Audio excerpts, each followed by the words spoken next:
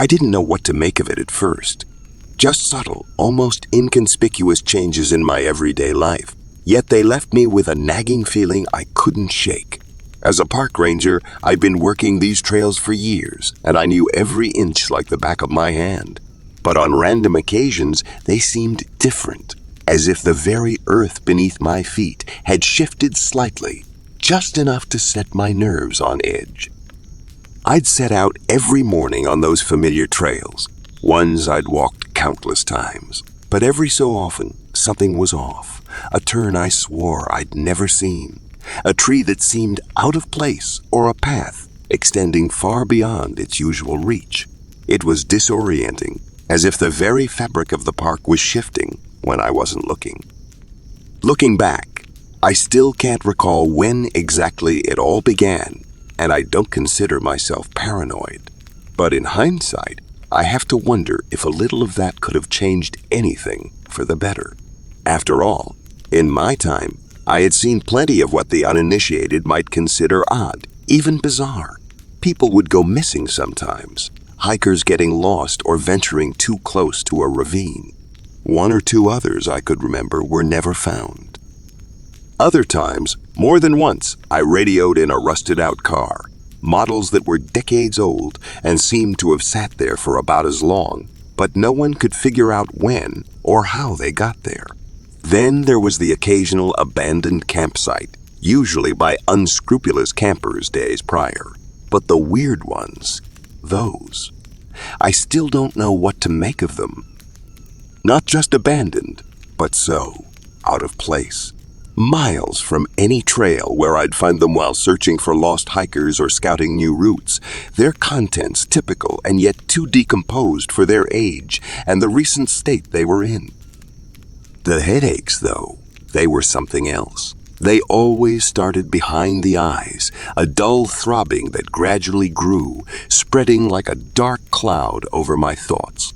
I'd sit in my truck, parked under a canopy of ancient trees, clutching my temples, hoping the pain would recede, but it never did, not entirely. Even at the time, I knew it wasn't just work stress. I tried to self-medicate, even broke down and went to the doctor. But whether it came in a bottle of liquor or a pill, medicine didn't help. The episodes were no less frequent or more predictable, and as hard as I tried to keep it together day to day, people began to notice. "Hey, Jim, you don't look so good. You all right?" my friend and fellow ranger Eric asked, a look of concern growing as he scanned me up and down. "Yeah, fine," I sighed. "Just a headache." "You sure? You don't have to come with me today," he said. "I'm not even sure what I'm looking for up there anyway, but they were last seen in the area a few days ago when they ran into those kayakers we interviewed, so I'm just going to make a pass and see if there's anything to it. But right now, we can't even locate the car they came with." Mary, over at the lodge, told me they'd checked out already. Could be they just left without telling anyone their plans. "Ah," I groaned, rising to my feet.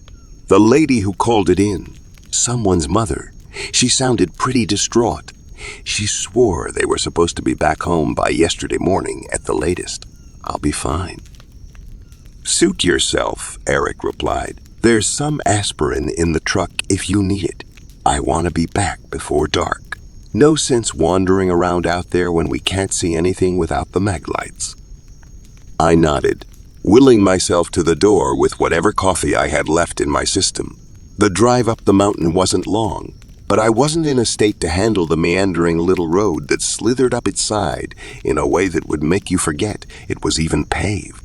By the time I climbed out and looked around, I had a fair bit of nausea to add to the throbbing pain in my head. "All right," Eric announced, spreading a well-worn map of the park over the hood of the truck as if it were a canvas. He began tracing his finger back and forth through foot trails that crawled out like spider veins from the main road where we'd stopped. The kayakers said they ran into our missing hikers somewhere along the trail here. Far as they could tell, they weren't in any distress, and they were headed this way. If they were coming in this direction, Shouldn't their car have been somewhere nearby? I interjected. All these trails near the river converge in a few places between here and there. Could be, said Eric, unless they made it to the car and went somewhere else. I'm going to head northeast toward the river and then follow it to the bridge along the main road.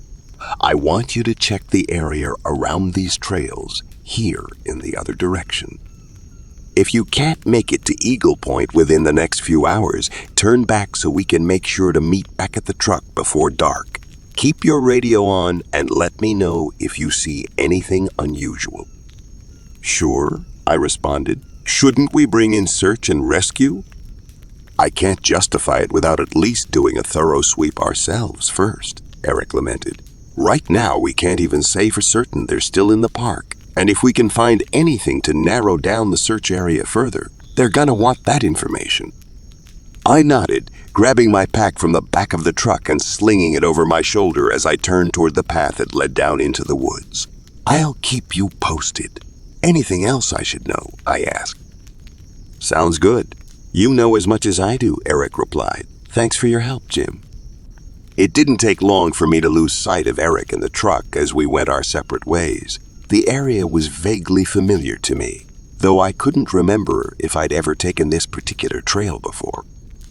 Occasionally, I ventured into a clearing or animal track to check for trash, gear, blood, anything that might indicate a human being had recently been there. Nevertheless, I couldn't shake the feeling Eric was right about the couple I was looking for.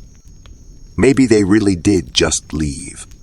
If they were missing, who's to say they weren't stranded somewhere along the old highway, leading out of the mountains and back to civilization, where the state police should be searching for them? I mean, we had reported the case as soon as it came in, but as far as the cops knew, there's no sign they'd returned from the park.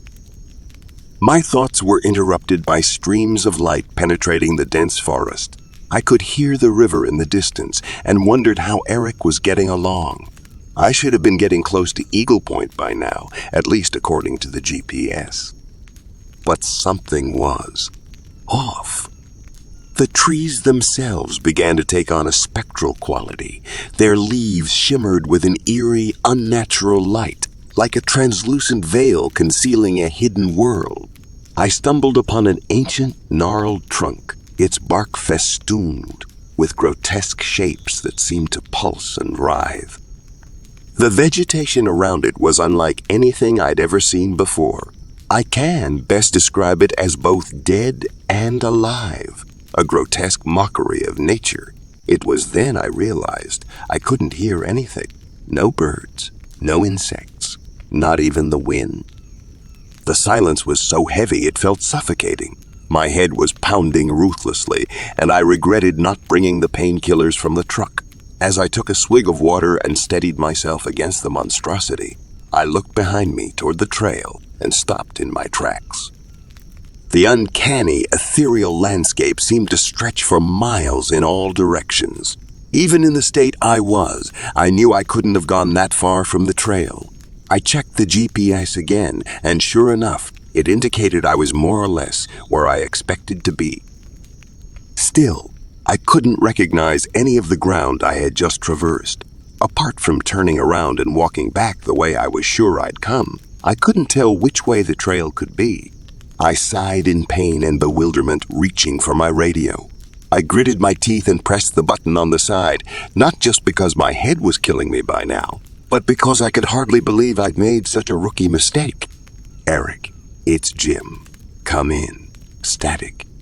Eric, it's Jim. I'm somewhere close to Eagle Point off trail, and I think I need help. Do you copy? Static. A flash of anger and helplessness took hold of me as I thought of Eric reminding me to keep my radio on. There was no way we had time to get out of range, at least not on foot, even if I wasn't where I thought I was. I called again and got nothing. Though it didn't seem to be getting dark yet, I knew I needed to start now if I wanted to get back before then. Relying on the GPS, I retraced my steps.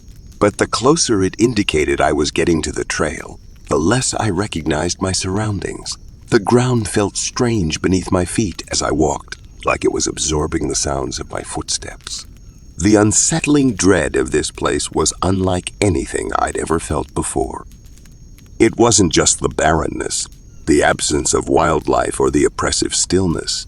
I'd gotten turned around and lost in the past for brief periods while hiking alone, but that had only happened when I was much further off trail than I was supposed to be now. None of this made any sense. It was as if this patch of land existed in a reality of its own, governed by its own rules, unknown and malevolent. Sure enough, the GPS soon showed my location as nearly right on top of where the trail was supposed to be. But as I looked around, suppressing the fear growing inside my chest, I might as well have been 100 miles away. I kept trying Eric on the radio, with the same result as before.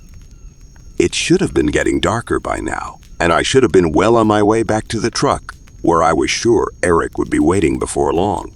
But nothing was as it should be. I sat down on a boulder that looked like it was being consumed by some kind of blackish, veiny growth that reached down into the soil, exhausted and dizzy, hunger pangs joining the pulsating blows inside my head. If I didn't figure out what the hell was going on soon, I'd have to confront the reality of spending the night alone, lost in this alien place. Then I saw it. Not more than 50 feet away, stashed in a clearing that was nowhere near any discernible path, was a blue, mid-size SUV, matching the description of the vehicle that belonged to the missing couple. How could I have missed that on my first pass through here? I rose cautiously, trying to figure out how it was possible for any vehicle to have made it out to wherever this was, let alone without leaving behind any apparent tracks or even disturbance to the surroundings. I checked the GPS again and saw I was supposedly near the main road, not far from where we'd left the truck. I yanked the radio off my belt. "Eric, come in, it's Jim. I think I found it. I think I found their car. Do you copy?" Static again. "Eric, come in, it's Jim. Please." I took my finger off the button and cursed under my breath. Useless, useless. I resolved to check it out for myself. Maybe I could figure out where they went. More importantly, I might be able to at least drive it back to the road and find the truck in the off chance they left a key. But the closer I got, the more confused I felt. The missing hikers were last seen just days ago, and they hadn't arrived at the park more than a few days before that. Yet what I was seeing looked as though it had been left there for months, maybe even years. I slowed, fairly certain this wasn't what I thought it was, but as I closed the gap, I could see the plates match their car. This can't be, I muttered to myself, almost hesitating to reach for the door like it was some kind of trap. A chilling, otherworldly shriek pierced the silence so suddenly my whole body flinched and I fell down in shock. It was a high-pitched, inhuman wail that somehow managed to penetrate the draconian calm, reverberating through the forest like a bell. I've heard the calls of countless animals in my time, but this, before I could collect myself, it rang out again, closer this time. My head throbbed harder than ever, and I was overcome by inescapable vertigo. My symptoms intensified as whatever this thing was closed in. I clawed my way towards the car, raised myself up to the handle of the rear passenger door, and threw myself inside. I don't even remember turning to close the door behind me before I passed out, just as the howls of my pursuer reached the clearing. When I came to, I struggled through what felt like a nasty hangover to get my bearings. Bleary-eyed and disoriented, I scanned the thick layer of dust that covered the interior, choking on a few hours' worth of stale air. I finally tried to sit up when I noticed it. I sat straight, leaning closer. Two sets of what looked like human eyes sat neatly on the dash, viscera still attached, like they'd been pulled out and placed there. I didn't even have time to inspect the blood spattered across the inside of the windshield before my gut sent me flying out the door, retching uncontrollably. Then I froze, remembering yesterday's events.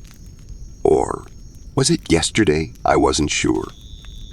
The forest was deathly quiet again. No sign of whatever had made those awful noises. The same, almost artificial light streamed through the thick woods, as though hardly a moment had passed since then.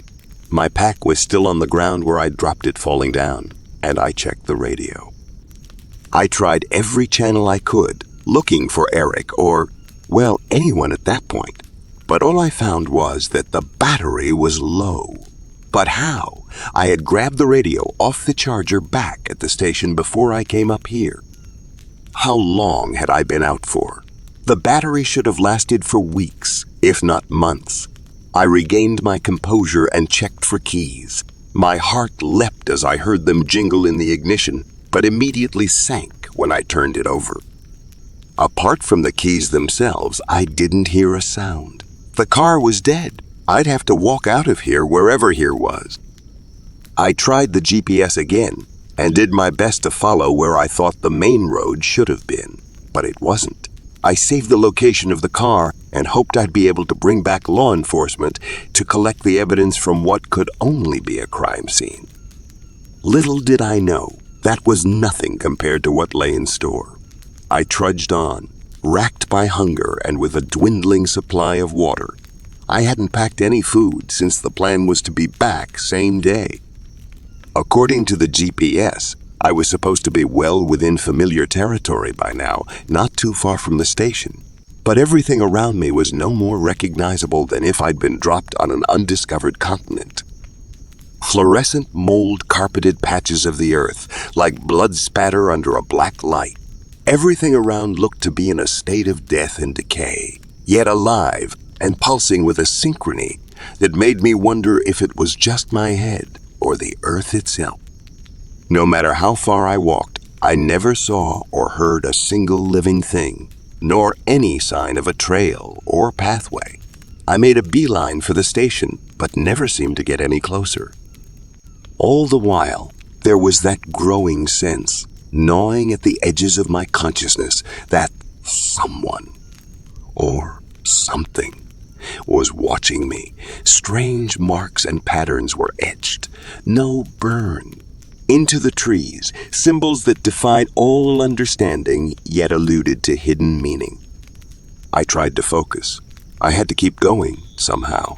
Something terrible had happened to those hikers, and one way or another, I had to get splat. I staggered and lost my balance on something slippery and wet, as a viscous mass hit me in the head from above, toppling me to the ground. Dazed, I raised my hand to my face and gagged, seeing the foul mucus that now coated it in a thick layer. More of the same ran down my face and back, and I struggled to wipe it from my eyes. I reached out to steady myself against a tree so I could stand, or rather what I thought was a tree.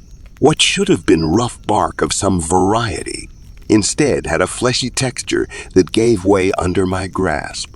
I jumped up, startled, when a cacophony of groans seemed to emanate from it in a crescendo. I pulled my hand away to see deep red rivulets mixed in with the mystery goo. Reeling back instinctively, I saw where it was all coming from. This tree was more like a profane amalgamation of what looked like human body parts, twisted and smashed together into something like a tree. Arms, legs, torsos, even heads with mouths agape that were likely the source of the haunting sounds. The disgusting mass seemed to recoil in kind, sending even more of the mucus oozing off its branches and down the trunk I had just leaned on. I stumbled over a small, square object that slapped wet against the mossy, fleshy surface of the ground and contrasted with its fluorescence. A wallet. I bent to pick it up and could just make out the name on the ID inside. It belonged to one of the missing hikers. I choked down bile as the implication sent my stomach heaving all over again. In my state of shock, only one thought kept running through my mind. I've got to get out of here. Hoisting my pack higher towards my shoulders, I grasped the straps and started running. I didn't know where to or how long I could keep it up, but everything I was seeing, what I could process of it anyway, told me I had to. Miscellaneous belongings were scattered all around. Backpacks, sleeping bags, tents, old cameras, trash, food, even a steering wheel and a tire, all in various stages of decay, littered my path as I ducked and dodged unimaginable horrors, like the tree that wasn't a tree. Pools of blood-red liquid, creeping, writhing viscera, bushes of blinking eyes, and shrubs composed of what appeared to be antlers, fur, and rotting meat greeted me at every turn. The pain in my chest grew harder to ignore with each step, and my pounding head sapped any strength I might have had. My pack grew heavier, and I slowed. I eventually collapsed to the ground in surrender as the load slid off, thudding on the ground behind me. The forest floor felt warm and inviting against my face as it sunk in like a pillow. The cadence of its haphazardly fluorescent covering seemed to hold my body in place as I willed it to move. The harder I tried, the faster my strength seemed to drain from me in waves of drowsy oblivion. The relief I felt when my headache began to subside was so sublime, I almost gave in for sheer gratitude in that moment. But then, I heard it. That same horrible, shrill roar jolted me to my senses, familiarity triggering my adrenaline. A second closer this time sent me sprawling to my hands and knees. I clawed desperately at the ground, too skittish to take my chances with my surroundings again. By the time the third rang out and picked up its cadence, I made it to my feet, running as fast as I could. I didn't stop to think about my pack or the fact I was fleeing my only source of supplies. I didn't think about my burning legs or even the throbbing ache that returned to my head as I sucked in ragged breaths. I just ran for my life. I fled that god-awful noise with everything I had left in me, and yet it seemed to grow closer and closer, just like the first time I heard it. There was nowhere to turn. No path or car or anything I dare try to hide in. Fear forced me forward, hopping over and around monstrosities that barely registered at this point. Just when the howls reached their deafening zenith, and the eyes I could swear were boring into the back of my skull told me it's over, I turned to look at my pursuer. Maybe it was a reflex I could no longer stifle. Perhaps I instinctively turned to fight when I thought I was going to die. Crash. Before I had a chance to find out, I found myself tumbling head over heels, blinding light spinning into green grass, over and over in my field of view. I landed flat on my back, knocking the wind out of myself as I stared up at the most beautiful blue sky I'd ever seen. I lay there stunned, afraid to move, afraid to think. The eerie, grim silence was replaced by birds singing from the tree line. The wind gently swept through the green grass at the bottom of the hill where I'd ended up somehow, where insects chirped and hummed. I rolled to my side, searching frantically for whatever had been chasing me. I looked all around, but just like the last time, whatever it was had suddenly vanished as quickly as it had appeared. With the immediate threat apparently gone, my body rudely reminded me of its condition. I hurt everywhere, and something was wrong with my skin. Besides minor cuts and bruises, it was different. Dried, almost leathery, cracked and looser in places it shouldn't be. I felt more than exhausted, drained. Though my usual headache had dulled for the most part, I still struggled to get to my feet. When I'd steadied myself enough to notice the ranger station in the distance, I couldn't have jumped for joy if I'd wanted to. All I could do was start walking, slowly, painfully, but determined to get to safety, at last. I looked behind me where I'd crash-landed from, but it might as well have been the moon.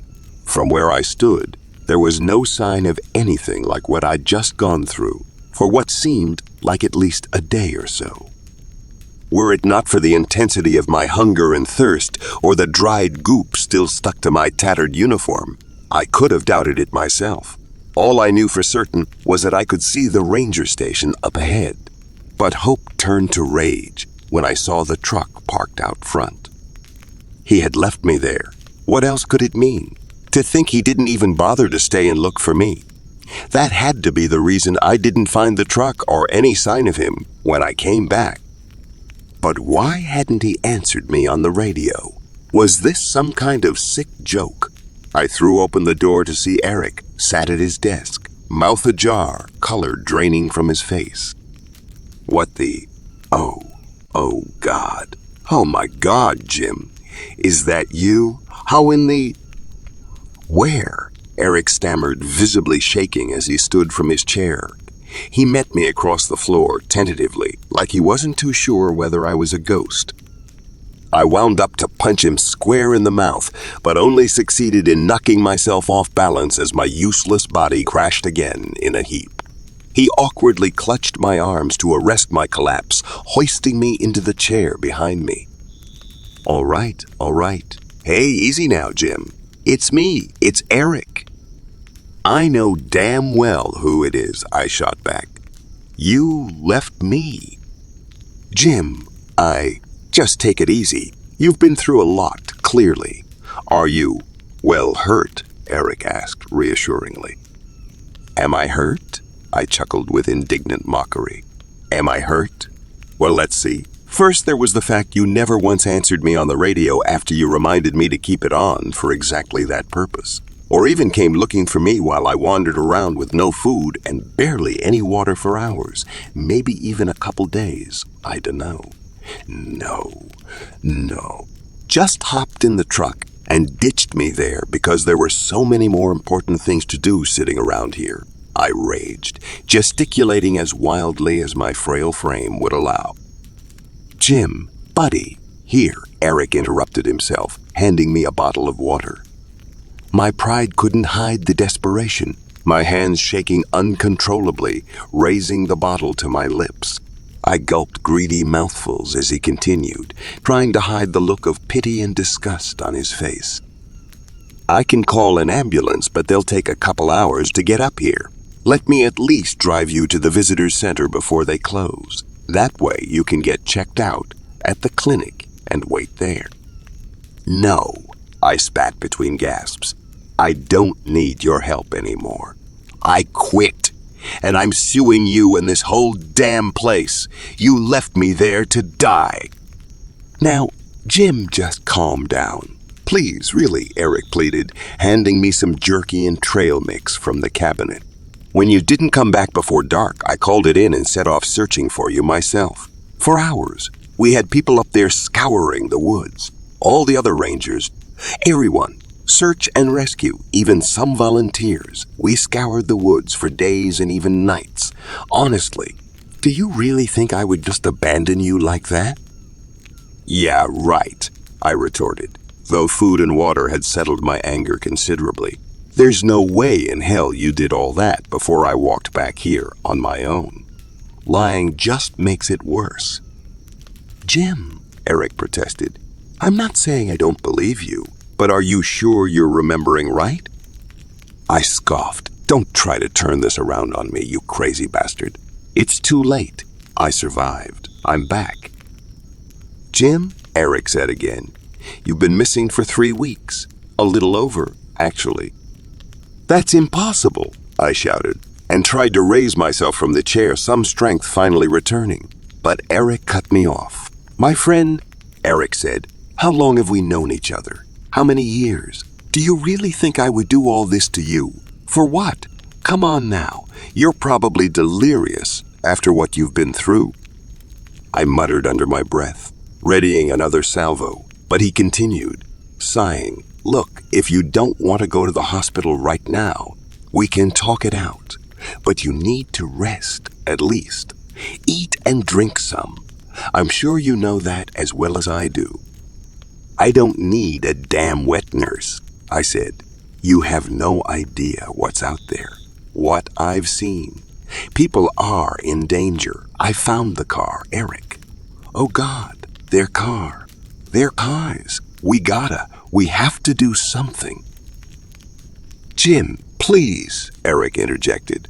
Tell you what, I'll make you a deal. It'll be dark soon. I'll put a fire on. You can help yourself to some more food and water and tell me all about it. Then you'll let me drive you to the visitor center. From there, you can decide if you're okay to drive home or to a doctor. I resented being treated like some kid who got sick at school, but I reluctantly agreed, convinced by my aching exhaustion. As he set about lighting the stove, I spilled everything. Getting lost, calling him on the radio, finding the car, being chased by that howling, monstrous creature. I left out most of what I could remember about trees made from missing campers or shrubs from unfortunate wildlife. I skipped over the inescapable feeling that, whatever that place was, it was something unnatural, profane. Eric doubted my mental and physical health as it was, and I was in no mood to take a trip to the hospital on a ranger's salary. I focused on the timeline, certain there was no way I could have been gone, let alone survived out there for 3 weeks. I showed Eric the spot saved on the GPS where I'd found the car, and he agreed to go take a look at it the next day. But he sounded more non-committal than what I anticipated, having told him about the body parts on the dash. I finally stood to stretch my legs and thought about heading over to the couch for the night, instead of going back out into the frosty autumn evening, when I caught a glimpse of my reflection in the window. I rubbed my face, wondering if the sagging, grayed visage before me was some injury or a cruel trick of the light. "Hey, where you going?" Eric asked, surprised to see me hurrying to the washroom. "Wait a minute, Jim," he called after me as I reached the mirror. An involuntary cry of terror and disbelief escaped me. My face, my body, all of me looked so much older. Middle-aged as I was used to seeing a few new grays or the occasional wrinkle appear overnight. But this was different. I looked like I'd spent a decade or more out there since I'd last seen myself. Patches of fine gray wisps tumbled down to my shoulders, and a scraggly beard of the same hue covered my face. My eyes sagged, and the skin around my chin and neck hung loosely from my skull. I just stood there, rubbing, tugging, and scratching at this stranger in the mirror, muttering incoherently. "I'm sorry, Jim. I'm so sorry," Eric said, standing in the doorway. "This wasn't supposed to happen. I didn't know. I swear to you, I didn't know."